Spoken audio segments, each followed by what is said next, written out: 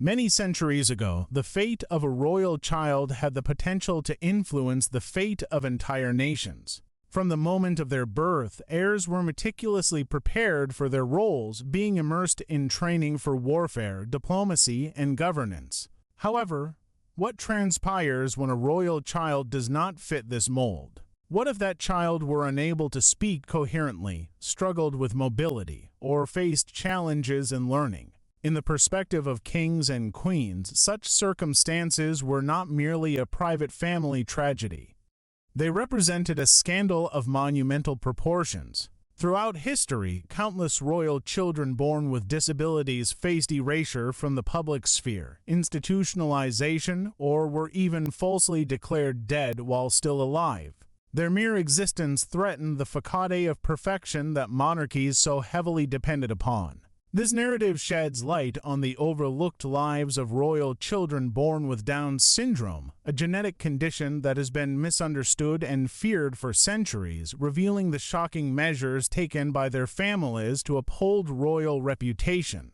Down syndrome, a genetic condition stemming from the presence of an additional chromosome, affects an individual's development. While most individuals possess 46 chromosomes, those with Down syndrome have 47. This additional chromosome alters the development of both body and brain, resulting in distinct physical characteristics, variations in muscle tone, and diverse intellectual capabilities. Individuals with Down syndrome often exhibit notable features such as almond-shaped eyes, flatter facial structures, smaller ears, and a single transverse palmar crease. Furthermore, they may face a range of health challenges, including heart defects, thyroid disorders, and developmental delays. In contemporary society, we recognize that individuals with Down syndrome can lead fulfilling and meaningful lives. However, in the past, before the advent of modern medical understanding, these differences were often met with fear and misunderstanding.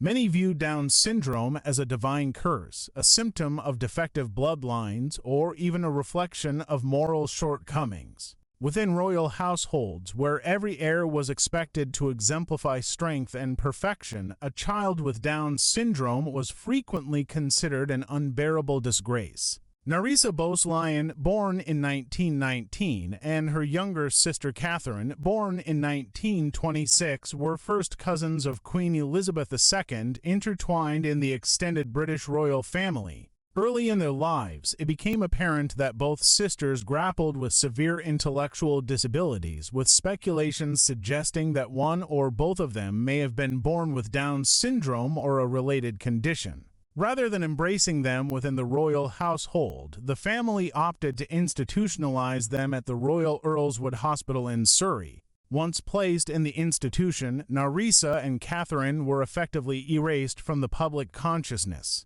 In a shocking turn of events, official family records inaccurately recorded both sisters as deceased despite their continued existence within the hospital's walls. Narissa remained at Earlswood until her passing in 1986, while Catherine spent nearly her entire life there, ultimately dying in 2014. Reports indicate that they received very few visits from relatives, and for decades, their identity as members of the royal family remained unknown to the public. Their plight came to light in the 1980s when journalists uncovered their existence, igniting public outrage and debate regarding their treatment. This case aptly illustrates that even as late as the 20th century, royal families preferred to conceal relatives with disabilities rather than offer them open support. The prospect of scandal overshadowed any sense of compassion.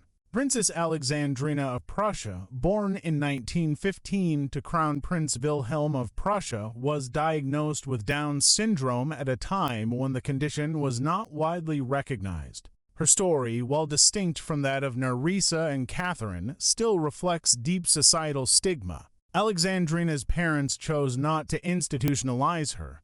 Instead, she was raised within the family and occasionally appeared in public engagements. She featured in some family photographs and commemorative postcards. Despite this, her life was not free from stigma and exclusion. Alexandrina was kept out of royal duties and largely shielded from public scrutiny, attending a specialized school and living quietly with her family, away from the demands of royal life. She lived a relatively comfortable life, passing away in 1980. Yet, her story underscores a poignant reality. While children with disabilities could be privately loved, they were not permitted to share in the public image of the monarchy. Similarly, Anne de Gaulle, born in 1928, was the daughter of Charles de Gaulle, who would eventually become the President of France. Though not a royal in the traditional sense, she belonged to a prominent European family. Unlike many contemporaries with Down syndrome who faced institutionalization and was raised at home and was deeply cherished by her parents, particularly her father, with whom she shared a close bond.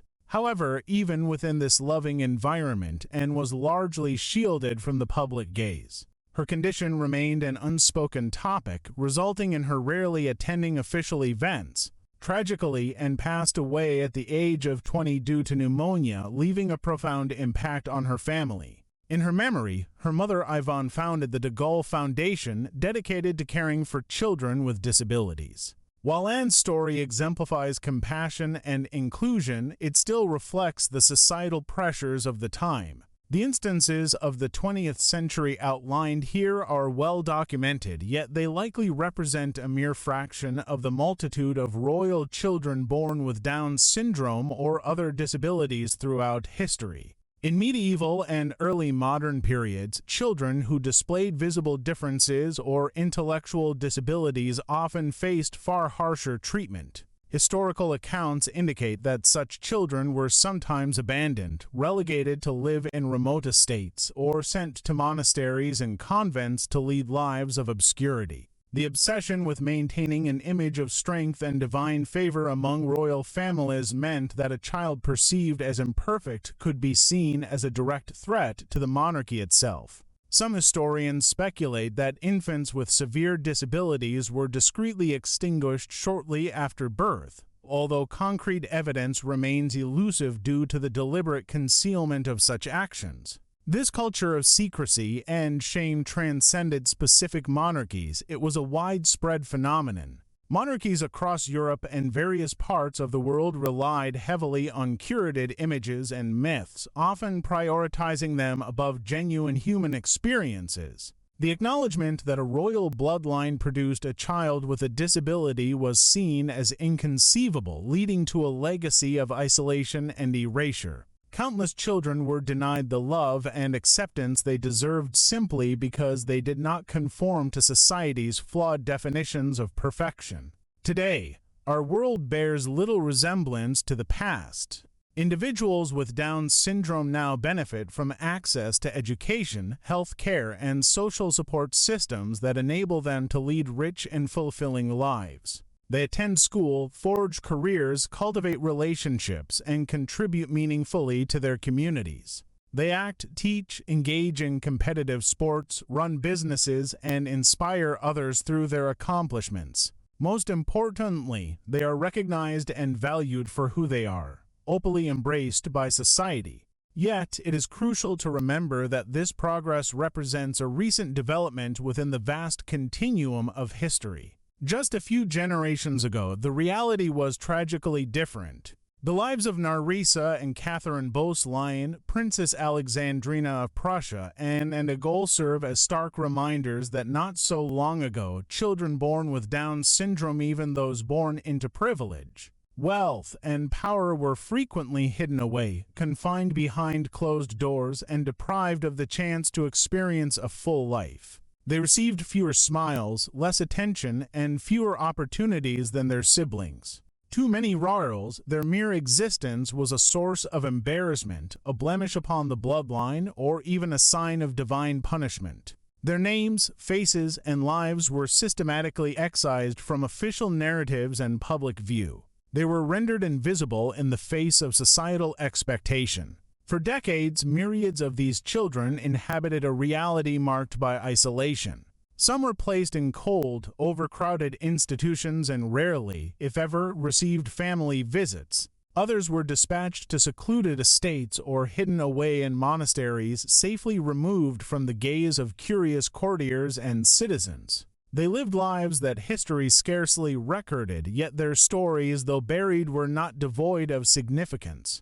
History comprises triumphs and tragedies, recounting the deeds of monarchs who shaped nations and commanded armies. Nonetheless, some of the gravest injustices are those hidden from view, occurring silently in the shadows. The hushed suffering of those deliberately overshadowed tells a direr narrative than any heroic tale. The children discussed in this discourse dwelled in a time when disability elicited shame, a condition to be concealed at any cost. Yet, their lives were just as precious and full of meaning as those of any king, queen, prince, or princess. By remembering their stories, we undertake a powerful act of restoration, granting them the dignity and acknowledgement they once lacked. We ensure that they are not mere statistics or whispered anecdotes, but are recognized as human beings deserving of love and celebration. At the same time, we must recall that the progress we observe today is fragile and hard-won. It is easy to view the opportunities now available to individuals with Down syndrome and assume that equality has been achieved. Nevertheless, discrimination and stigma persist. History serves as a potent reminder of how swiftly compassion can be eclipsed by fear and secrecy when the focus lies more heavily on image and reputation than on humanity. The narratives of these children extend beyond mere melancholy chapters in royal history. They present profound lessons, compelling us to consider the fact that no family, regardless of wealth or power, is immune to the fear of judgment. They remind us of the pain inflicted by secrecy and shame, and they challenge us to be a society that embraces diversity rather than marginalizing those who are different. By sharing the stories of Nerissa and Catherine Boleyn, Princess Alexandrina of Prussia and de Gaulle, and countless others whose names may remain unknown, we honor their memories. We bring their lives out of obscurity and into the light where they rightfully belong. In doing so, we aspire to ensure that no child, royal or otherwise, will ever again be regarded as a secret to be hidden. Every child, regardless of their abilities or differences, deserves to be loved, seen, and remembered. Subscribe to our channel and press the bell icon to support our work and never miss an upload. Like this video, drop a comment, and share it with others to show your support and help us grow this historical community.